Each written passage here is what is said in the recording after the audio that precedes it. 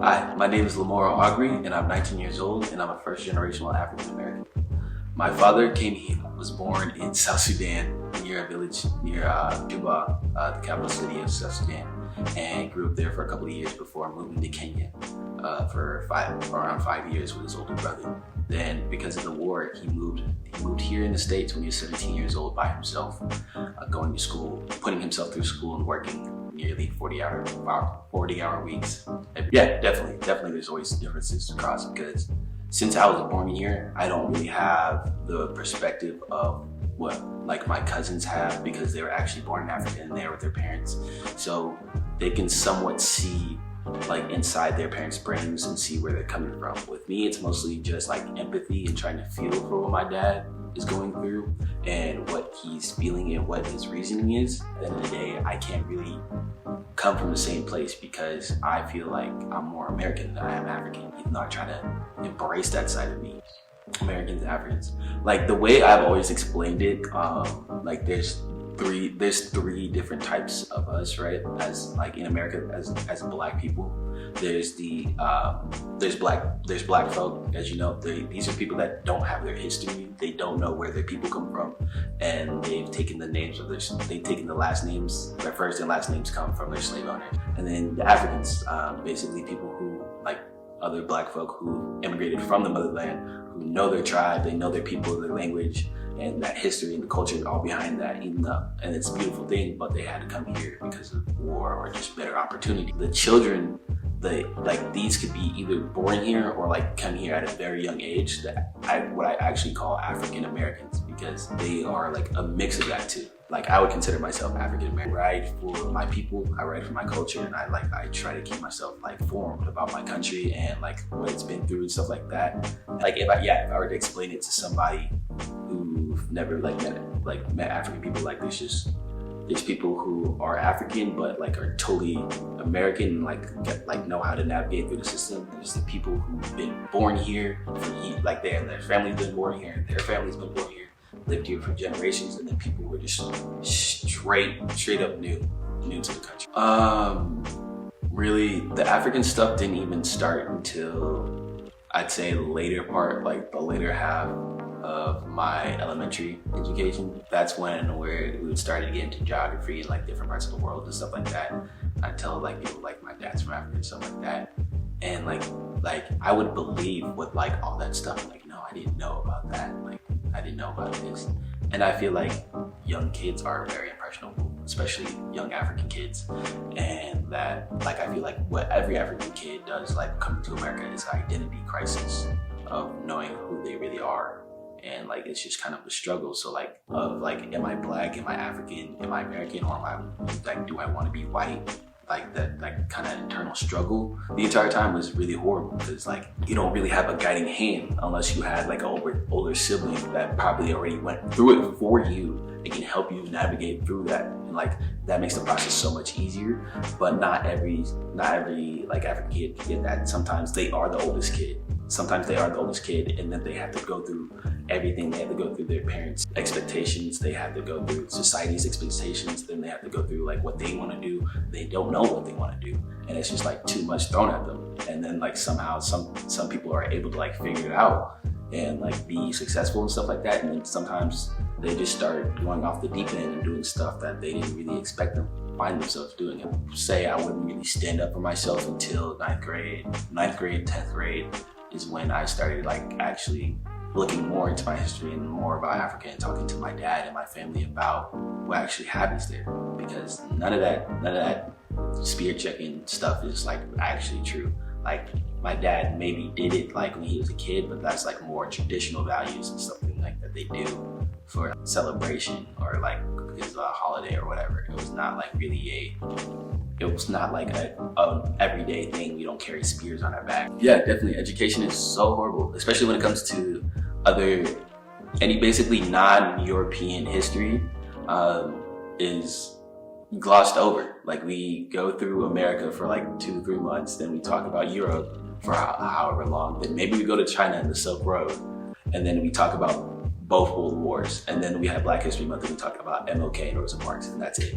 We don't talk about Malcolm X and how violent he was and like why he was violent, why he took that approach. We don't talk about how MLK like talked to Malcolm X. We don't talk about the other countless Black protesters that are the reasons why people started to protest in the streets.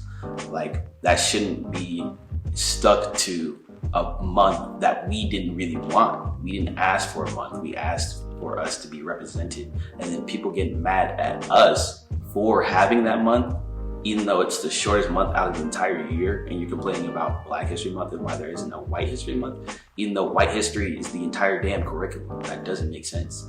Yeah, I do definitely feel like the education that is taught today is what is fueling this ignorance and like this bias, really, because you don't really learn of the injustices. Like, yeah, you learn about slavery, but you don't learn what they did during slavery.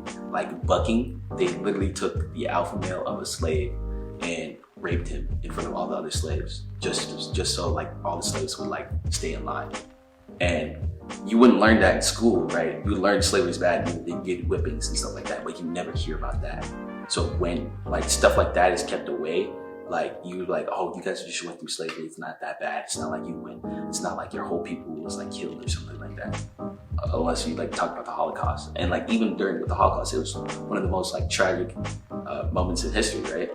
But like there's still even worse stuff that they did that like that's not really talked about. Yes. Slavery's not that bad. Bro. No, like yes. Damn. No, it's crazy how many people like think that like just in 300 years that your people can just like, no, not even 300 years, like 60. It's been 60 years since the Civil Rights Act of 1964. Like even then, we just got civil rights, and they're expecting us, 13% of the population, to be on the same level as 74% or 79, or yeah, like 70 something percent of the population. That's ridiculous. Y'all basically built this country using bags of our free labor and also indentured servitude.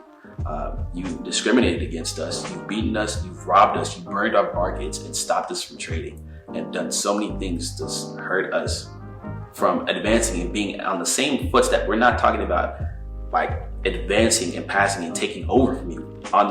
We just want to be on the same level and be able to prosper. And that's too much for some people. And that's ridiculous. And it's funny because when you call them out for that and then say that they're racist or like xenophobic or bigoted or just like ignorant in general, yeah, they're like, no. I just don't like Democrats. I don't like liberals. I don't like leftists and all that. And it just all sounds very leftist to me. Now equality sounds leftist. Like that's a Democratic view. Like then I don't know what the heck is Republican. Racism here in Boise, yeah, of course it's not as bad as it is in the South, because the South is literally the hotbed for slavery. Of course there's going to be high tensions, like that's like literally water and oil in the same place. They're not going to mix well, and it's horrible because so many people lost their lives to this, especially Black people, and there's still lynchings to this day that happen, and it's like it's sick. No racism of that level where it's taking a person's life here in Idaho, or we don't have any cases up in Idaho, doesn't mean we don't have any racism. Racism doesn't, like, it's a spectrum. Like it can go even down to microaggressions, like asking a Black woman with braids in, is that your real hair? That's a microaggression in itself, like really. And to like even combat like racism, we literally have a KKK organization up in Coeur d'Alene. They literally have an organization there, a headquarters, and people think we don't have racism here in Idaho. That doesn't make sense to me. And like when you spit on Black people who are quietly protesting and not even talking to you, when you say you're gonna beat the shit out of them, you call them a nigger, you know how hurtful that word is, like then, and you say there's no racism, that's just a spit in the face again. That's just disrespect. You have no respect for me as a human, you don't see me as a human, and you don't see me on the same level. So that automatically, that makes me feel like you're a Nazi. That we're here, we're not gonna be quiet anymore, and that it's either you're in our way or you're with us, honestly, at this point, because we're done asking and we're really just gonna be going to taking, because you can't be mad at us for what we're doing now because you You didn't hear us plead, you didn't hear us cry, you didn't hear us beg. So now we're just gonna take it, honestly. And if you think this is tearing up America, or this is a problem, or we're violent thugs or whatever, you're the problem. You're literally the problem. You just don't like people a different color from you. That's point blank, period. It's not a matter of economics. It's not a matter of financials. It's not a matter of numbers or data. It's literally about people. When you see a kid get shot, when you see a man get strangled, when you see a woman get shot in her sleep, and you see all that brutalization, and then also the inequality people get through college, through jobs, just because of their names, how their name sounds, just because of life in general. Like, you just don't like people a different shade of you, and that's what it really comes down to. And you're afraid.